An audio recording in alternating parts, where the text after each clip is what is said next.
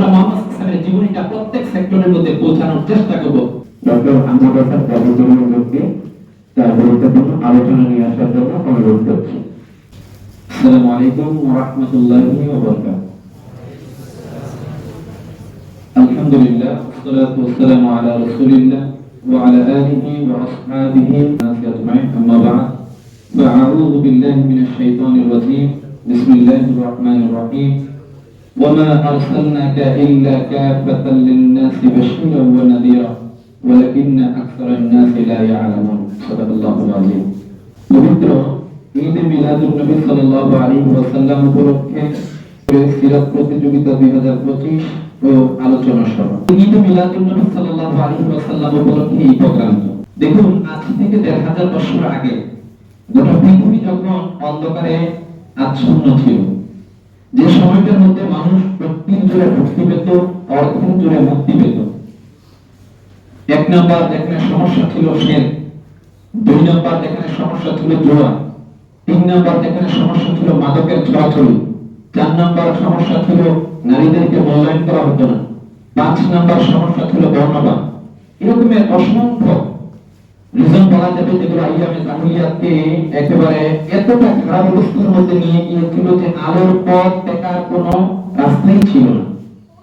ঠিক ওই কঠিন এক সিচুয়েশনের মধ্যে গোটা পৃথিবীকে উদ্ভাসিত করার জন্য, আলোকিত করার জন্য আল্লাহ রাব্বুল আলামিন যে মহামানব বিশ্ববাসীর জন্য রহমত হিসেবে পাঠিয়েছেন, তিনি আপনার আমার নবী মুহাম্মদ সাল্লাল্লাহু আলাইহি ওয়াসাল্লাম। আকাশের যত তারা, মেঘের যত বিন্দু, পৃথিবীর যত পাতা, মরুভূমির যত বালুকণা তথা আসমান জমিনের যত অণু পরমাণু, এগুলো অসীম। কিন্তু মুহাম্মদ সাল্লাল্লাহু আলাইহি ওয়াসাল্লামের জীবনী নিয়ে, ওনার সিরাত নিয়ে, ওনার মিলাদ নিয়ে আমরা যদি আলোচনা করতে চাই, এটা অসীম নয়, এটা অনন্ত। যে প্রশান্ত মহাসাগরের সর্ব গভীরতম জায়গা মারিয়ানা ট্রেঞ্চ, যেটা সমুদ্রের উপরিপাত থেকে নিচে 36,037 ফুট, আপনারা জানেন যে এটারও একটা নিচের তলদেশ খুঁজে পাওয়া যায়। আপনি যদি মুহাম্মদ সাল্লাল্লাহু আলাইহি ওয়াসাল্লামের জীবনী নিয়ে আলোচনা করেন, এটার কোনো কোন কিনারা খুঁজে পাবেন না। কথা বলেন ঠিক কিনা? যেহেতু আমি ছোট্ট মানুষ, মালয়েশিয়া থেকে আমার পিএইচডি সেলিব্রেশন অফ ঈদ মিলাদুন নবী সাল্লাল্লাহু আলাইহি ওয়াসাল্লাম ইন নোবেল লাইফ। তো আমি আমার ছোট্ট এই বয়সে গবেষণার মাধ্যমে যেটা দেখেছি, একটা কথা দিয়ে আল্লাহ শেষ করে দিয়েছেন, ওয়া রাফা'না লাকা যিকরা। যে মুহাম্মদ সাল্লাল্লাহু আলাইহি ওয়াসাল্লামের সম্মান, ইজ্জত, এটা আল্লাহ বুলন্দ করে দিয়েছেন। যেখানে আল্লাহ তাআলা বুলন্দ করে দিয়েছেন, এখানে পৃথিবীর কোনো কলম দিয়ে সেই প্রশংসা শেষ করা যাবে না, কোন বক্তার বক্তব্য দিয়ে সেই প্রশংসা শেষ করা যাবে না। এতটুকু শুধু বলা যাবে যে আল্লাহ নবী সাল্লাল্লাহু আলাইহি ওয়াসাল্লামকে আল্লাহ তাআলা রহমত হিসেবে এই দরাদমের উপর পাঠিয়েছেন। তো সম্মানিত উপস্থিতি, সেই মহামানব, সেই বিশ্ববাসীর জন্য ত্রাণকর্তা, তিনি পৃথিবীর মধ্যে এসেছে মাত্র প্রথম বয়সে 40, পরবর্তীতে 63 বছর জিন্দেগির একটা প্যাকেজের মাধ্যমে তিনি গোটা পৃথিবীর মানুষদের কাছে কিছু মেসেজ দিয়েছিলেন, যে মেসেজের কারণে গোটা পৃথিবী ইংরেজরা এই কথা লিখতে বাধ্য, the founder of Islam in fact the promoter to the first social and international revolution of which history gives mention. যে পৃথিবীর মানুষ দেখেছে বিভিন্ন বিপ্লব, আপনি ফরাসি বিপ্লবের কথা বলেন, আমেরিকান বিপ্লবের কথা বলেন, চায়না বিপ্লবের কথা বলেন, কিংবা ইরানের ইসলামিক বিপ্লবের কথাই বলেন না কেন, পৃথিবীর মধ্যে যত বিপ্লব হয়েছে, এগুলোর মাধ্যমে কোন ব্যক্তি, কোন পরিবার, কোন সমাজ, কোন রাষ্ট্রের আমূল পরিবর্তন হয় না। কিন্তু মুহাম্মদ সাল্লাল্লাহু আলাইহি ওয়াসাল্লাম ওনার 23 বছরের জিন্দেগির মাধ্যমে এমন একটা পরিবর্তন করেছেন, যে এমন একটা আমূল পরিবর্তন হয়েছে, ব্যক্তির পরিবর্তন হয়েছে। আপনি একজন সাহাবায়ে কেরামের দিকে তাকিয়ে দেখেন, সাইয়েদনা ওমর ফারুক রাদিয়াল্লাহু আনহুর জীবনের দিকে তাকিয়ে দেখেন, মুসআব ইবনে উমাইর রাদিয়াল্লাহু আনহুর জীবনের দিকে তাকিয়ে দেখেন, অজস্র সাহাবায়ে কেরামদের জীবনের দিকে আপনি তাকিয়ে দেখেন, এমন ভাবে পরিবর্তন করেছে যে একজন ফাঁসি কাষ্ঠের মধ্যে দাঁড়িয়ে রয়েছে, ফাঁসি কাষ্ঠের মধ্যে দাঁড়িয়ে ওনারা বলেছে মিথ্যা কথা বলবো না, ওনারা দাঁড়িয়ে বলেছে কখনো খারাপের সাথে যুক্ত হব না। অর্থাৎ আইয়ামে জাহিলিয়াতের যত খারাপই আছে সবগুলোকে ওনারা পৃষ্ঠ প্রদর্শন করেছেন। কেন পেরেছেন? What is the reason? কোন সম্বলে ওনারা সম্ভব হয়েছে? একটাই সম্ভব, সেটা হলো মুহাম্মদ সাল্লাল্লাহু আলাইহি ওয়াসাল্লামের নীতি নৈতিকতা। মুহাম্মদ সাল্লাল্লাহু আলাইহি ওয়াসাল্লামের সত্যবাদিতা আদর্শ পৃথিবীবাসীর কাছে দিয়েছেন।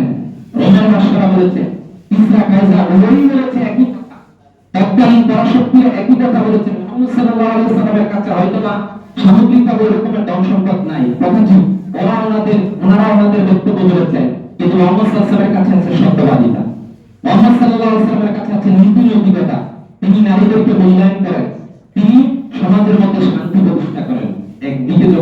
কেরামদেরকে আল্লাহ রাসূল সাল্লাল্লাহু আলাইহি ওয়াসাল্লাম গঠন করলেন, তিনি তো রহমত হিসেবে দাওয়াতের মধ্যে আগমন করেছেন। মানুষদেরকে যখন পরিবর্তন করা শুরু করলেন, তিনি যেই দিন দুনিয়া থেকে চলে যাবেন, ওই দিন মসজিদ থেকে বাজার, বিদ্যালয় থেকে আদালত, গৃহ থেকে রণাঙ্গন এমন পরিবর্তন হয়েছে যে 14,000 স্কয়ার ফিটের মদিনা 32 লক্ষ স্কয়ার ফিটের মদিনায় রূপান্তরিত হয়ে গেছে। কালের আবর্তন আজ পর্যন্ত আলহামদুলিল্লাহ আমাদের সম্মানিত সভাপতি, আমাদের শ্রদ্ধাভাজন ডক্টর মোহাম্মদ সানাউল্লাহ স্যার, সম্মানিত চেয়ারম্যান ইসলামী স্টাডিজ বিভাগ ঢাকা বিশ্ববিদ্যালয়, স্যার আমাদের মধ্যে উপস্থিত হয়েছেন। আমরা স্যারকে আমাদের এই প্রোগ্রামের পক্ষ থেকে মোবারকবাদ জানাই।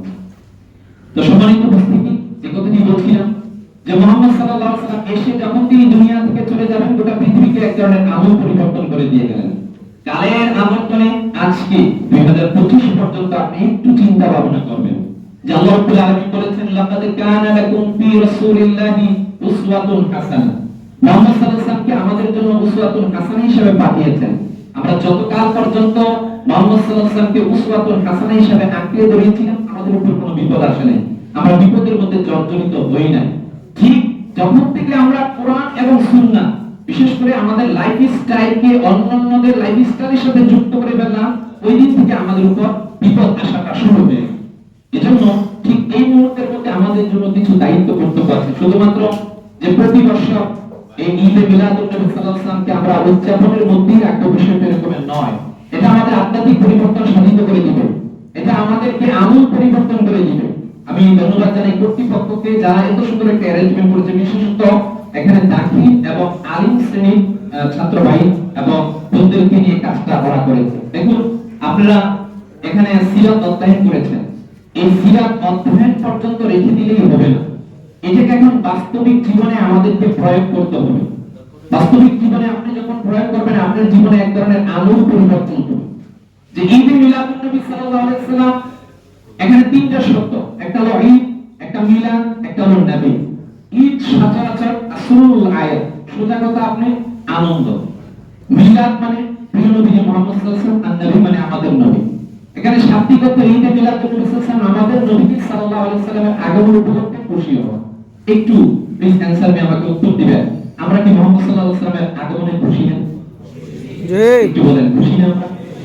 প্রিয় ভাইরা আমার, যখন পৃথিবী অন্ধকারে আচ্ছন্ন ছিল, আপনি ১,৫০০ বছর পূর্বের ঘটনাটা স্মরণ করে আজকে এই সময়ের সাথে একটু মিলান, একটু মিলিয়ে দেখুন তো আমাদের সমাজে ওই জাহিলিয়াতের সিম্পটম গুলো আছে কিনা, আছে কিনা ভাই? আমি কোন রাজনৈতিক বক্তব্য দিচ্ছি না, একটা কথা বলি। কিছুদিন আগে যে ফরিদপুরের একটা ঘটনা আপনারা দেখেছেন, একজন মানুষ, ওর খারাপ আকীদা থাকতে পারে, অনেক কিছু থাকতে পারে, ওটা আমার দেখার বিষয় না। কোন মানুষকে কবরস্থ করার পর আপনি যত বড় মুফাসসির মুহাদ্দিস হন না কেন, কাউকে কবরস্থ করার পর কবর থেকে লাশ উঠিয়ে সেটা আগুনে স্পর্শ করে জ্বালিয়ে দেওয়ার অধিকার কি ইসলাম আপনাকে দিয়েছে? প্রিয় ভাইরা, তাহলে একটু বুঝার অনুধাবন করার চেষ্টা করেন। জাহিলিয়াতের সিম্পটম এই সমাজের মধ্যে চলে এসেছে। তো আল্লাহ তো বলেছেন মুহাম্মদ সাল্লাল্লাহু আলাইহি ওয়াসাল্লাম খাতামুন নবিয়্যিন, তিনি সর্বশেষ নবী। মুহাম্মদ সাল্লাল্লাহু আলাইহি ওয়াসাল্লাম বলেছেন, মুহাম্মদ সাল্লাল্লাহু আলাইহি ওয়াসাল্লাম যে আমার পরে আর কোনো নবী আসবে না। তাহলে কালের আবর্তনে নবী আসবে না, এখন আমাদের জন্য কি করণীয়?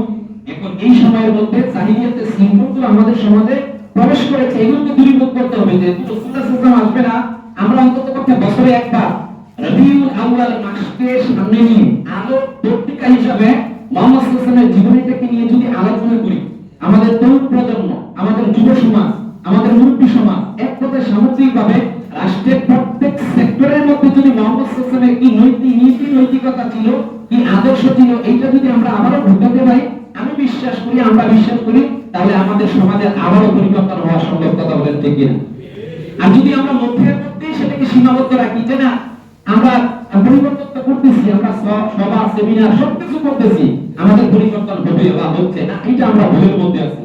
পরিবর্তন এমনি কখনো সম্ভব নয়। পরিবর্তন করার জন্য রবিউল আউয়াল মাসের মধ্যে ঈদে মিলাদুন নবী সাল্লাল্লাহু আলাইহি ওয়াসাল্লামের এই প্রোগ্রাম থেকে আমরা এইটা বলতে চাচ্ছি যে পরিবর্তন করার জন্য আলোক পত্রিকা হিসেবে মাহে রবিউল আউয়ালকে সামনে নিয়ে, ঈদে মিলাদুন নবীকে সামনে নিয়ে এখন থেকে আমরা পরিবর্তনের একটা চিন্তা করব। চিন্তার মাধ্যম কিভাবে হতে পারে? এক নাম্বার, যে আজকের এই জামানার মধ্যে ঈদে মিলাদুন নবী সাল্লাল্লাহু আলাইহি ওয়াসাল্লাম এই ধরনের প্রোগ্রাম কেন প্রয়োজন? এগুলো তো প্রয়োজন ছিল। এই ঈদ শব্দটা আসলে আবার অনেক ধরনের কথা বলবে। I am sorry to say, আমি কাউকে কষ্ট দেওয়ার জন্য বলছি না, এটা নিয়ে হাউ মাচ ফিতনা, আপনি দেখুন কত ধরনের ফিতনা, যা ওইটা আমি বলতে চাচ্ছি না।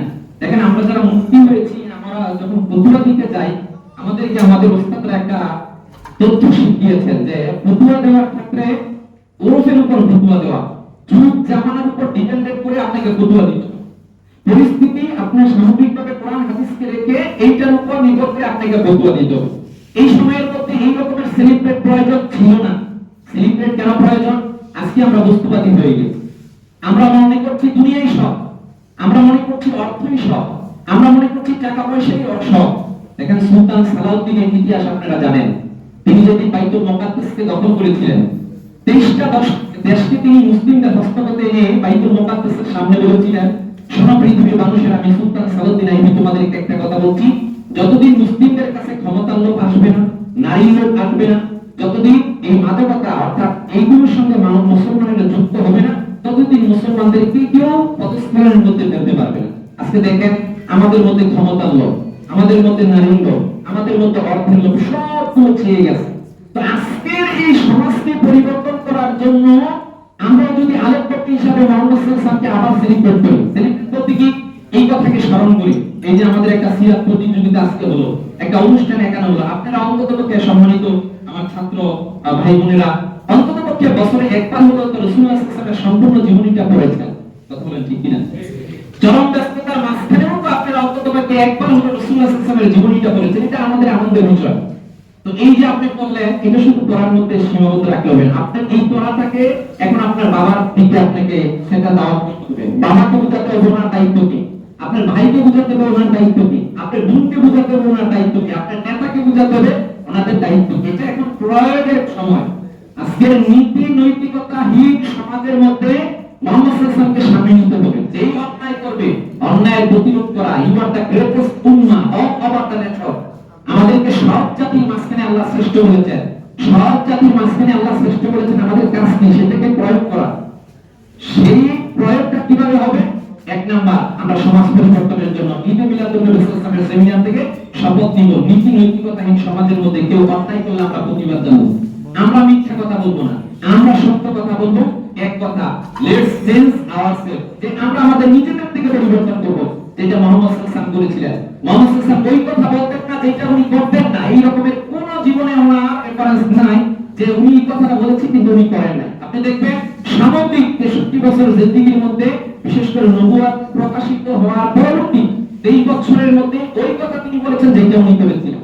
এই কারণে সাহাবায়ে কেরামদের মধ্যে পরিবর্তন হয়েছে। ইয়া আইয়ুহাল্লাযীনা আমানু আলাইকুম আনফুসাকুম লা ইয়াদুররুকুম মান দাল্লা ইযা তাদাইতু ইলাল্লাহি মারজিউকুম জামিআ, যে তুমি যখন কোনো কাজ করবে ওই কাজটা তোমার নিজের থেকে শুরু হবে। দুই নাম্বার, এই সিরাত প্রতিযোগিতার মাধ্যমে আমাদেরকে একটা বিষয় শিক্ষা দেওয়া হলো, সে বিষয়টা হলো আমার তরুণদেরকে গঠন করা। এখানে সবই আমার ভালো লাগছে, কারণ আমি একজন তরুণ মানুষ। তো শ্রেণী যুব সমাজ যদি পরিবর্তনের মশালকে হাতের মধ্যে নেয়, যুগ জামানা পাল্টে দিতে চাই না অনেকজন, এক মানুষকে আনতে পারে জাতি পিতা করো। কথা বলেন ঠিক কিনা? এক যুবকই আনতে পারে, আর সেইটা এই তরুণদেরকে দিয়ে সম্ভব। আপনারা যারা এখানে আছেন, আপনি যদি আপনার সমাজের দায়িত্ব নেন, আপনি যদি আপনার পরিবারের দায়িত্ব নেন, আপনার পরিবার আপনার সমাজ পরিবর্তন হবে। আজকে আমরা আমাদের রোল মডেল বলে গেছি। ভাই, পৃথিবীর সর্বোচ্চ রোল মডেল প্রিয় নবীজি মুহাম্মদ সাল্লাল্লাহু আলাইহি ওয়াসাল্লাম। তিনি শুধুমাত্র নবী ছিলেন না, মুহাম্মদ সাল্লাল্লাহু আলাইহি ওয়াসাল্লাম is not only a religious leader but also past president of Islamic Republic of Medina.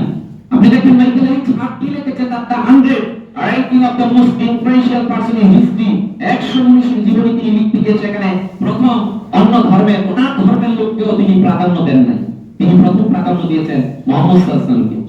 পৃথিবীর মধ্যে আপনি সব পড়েন, প্রফেসর শর্মা হিন্দু একজন লেখক, তিনি মুহাম্মদ সাল্লাল্লাহু আলাইহি ওয়াসাল্লাম সম্পর্কে কি বলেছেন পড়েন, ইংরেজরা মুহাম্মদ সাল্লাল্লাহু আলাইহি ওয়াসাল্লাম সম্পর্কে কি বলেছেন পড়েন, সবাই তো একই কথা বলেছে, মুহাম্মদ সাল্লাল্লাহু আলাইহি ওয়াসাল্লামকে ওনারা প্রথম কাতারে প্রথম স্থান দিয়েছেন। সুবহানাল্লাহ, এটা পৃথিবীর মধ্যে বিরল, আর কেউ দিতে পারে। তো আমাদের জন্য রোল মডেল আছে। আমি আমার যুবক ভাইদেরকে, তরুণ ভাইদেরকে বলতে চাচ্ছি, বিনয় শ্রদ্ধারই বলতে চাচ্ছি, যেহেতু আমি তরুণ মানুষ, এখন পরিবর্তন করার সময়। পরিবর্তনটা এটা অন্যের থেকে হবে না, পরিবর্তনের জন্য আমরা রোল মডেল হিসেবে মুহাম্মদ সাল্লাল্লাহু আলাইহি ওয়াসাল্লামকে নিব ইনশাআল্লাহ। বলেন মুহাম্মদ সাল্লাল্লাহু আলাইহি ওয়াসাল্লামকে যখন নিব, এবার দেখেন ওনার লাইফস্টাইল কেমন, উনি কিভাবে ঘুম থেকে ঘুমানো পর্যন্ত ওনার সময়টাকে অতিবাহিত করেছিলেন। তিনি সমাজ জীবন, পরিবার জীবন, রাষ্ট্র জীবনকে কিভাবে পরিবর্তন করেছিলেন এইটার দিকে আপনি যান। সামগ্রিকভাবে মোহাম্মদ সাল্লাল্লাহু আলাইহি ওয়াসাল্লাম যা যা বলেছেন এটাকে আপনি সামনে নেন। আমি বিশ্বাস করি আপনি যদি সামনে নিতে পারেন আপনি পৃথিবীকে পরিবর্তন করতে পারবেন। আপনি যদি সামনে নিয়ে কাজের দিকে সামনে বাড়তে পারেন, পৃথিবীর কেউ আপনাকে পিছনে ফেলতে পারবে না, কারণ আপনার মাথার উপর কুদরতি হাত থাকবে আল্লাহ। কারণ এটা আল্লাহর ওয়াদা, মুহাম্মদ সাল্লাল্লাহু আলাইহি ওয়াসাল্লামের পক্ষে যারা থাকবে, কোরআনের পক্ষে যারা থাকবে, এমন একটা Quran, this is the book, a book in which there is nothing wrong. এখানে কোনো ভুল নাই, কোনো সন্দেহ নাই, কোনো ডাউট নাই। Science gives us A partial knowledge of reality. আধুনিক বিজ্ঞানীরা এই কথা বলেছে যে আমাদের কথার মধ্যে এটা আংশিক হতে পারে, কিন্তু কোরআন যেটা বলেছে, surely I have read the Quran and I see to be safety. কোরআন যেটা বলেছে এটা সত্য, এটা ইউনিভার্সাল, এটা চূড়ান্ত সত্য, এটার মধ্যে কোনো ভুল নাই। এজন্য আমার ইউসুফি ভাইদেরকে বলতে চাচ্ছি একটু মুসা ইবনে উমাইরের জীবনী পড়বেন, এরকম সাহাবায়ে কেরামদের জীবনীগুলো পড়বেন, তাহলে আপনি ইস্তিহা পাবেন। 3 নাম্বার আমাদের জন্য যেটা এই রবিউল আউয়াল মাস থেকে শিক্ষণীয় করণীয় সিরাত কনফারেন্স বা এই রকমের প্রতিযোগিতা থেকে যেটা আমাদেরকে শিক্ষা দেয়, সেটা হলো এখন আমাদেরকে আধ্যাত্মিক পরিবর্তন সাধন করা প্রয়োজন। আমাদের নিজের জীবনটা নিয়ে একটু সালাতুল ইশা সম্পূর্ণ করার পর একটু জায়নামাজের মধ্যে বসে আমাদের লাইফস্টাইল নিয়ে একটু চিন্তা করা দরকার। হঠাৎ করে আমি আজকে যদি ইন্তেকাল করি, রাত্রেবেলা স্ট্রোক করে আমি যদি আজকে মারা যাই, মারাকুল মত যদি আসে, আমার সঙ্গে কি ভালো ব্যবহার করবে? আমি কবরে যাওয়ার পর আমার সঙ্গে কি ভালো ব্যবহার করবে? আমি আখিরাতের ময়দানে দাঁড়ালে আল্লাহ কি আমার সঙ্গে আমাকে ভালো ব্যবহার করবে? যে we have to give an account of every moment of our life to Allah. আমাকে আমার জীবনের প্রতিটা মুহূর্তে হিসাব আল্লাহর কাছে দিতে হবে। আমার জীবন নিয়ে আল্লাহ খুঁজে আছেন, আমি কি রাসূলুল্লাহ সাল্লাল্লাহু আলাইহি ওয়াসাল্লামের সামনে আমার জীবনকে, আমার জীবনের আমলনামাগুলো দেখাতে পারবো? এগুলো নিয়ে জায়নামাজের মধ্যে একটু আমাদের মৃত্যুর পূর্বে মৃত্যুর পূর্বে আমাদের একটু হিসাব করা প্রয়োজন। আল্লাহ খুশি হবেন কিনা, বিনবীজি খুশি হবেন কিনা। এই আধ্যাত্মিক সাধন আপনি যখন পরিবর্তন করবেন, বা মেডিটেশন আধুনিকতা বলে, আমরা যারা এলমে তাসাউফ বলি, আমরা বলি তাসাউফের কথা।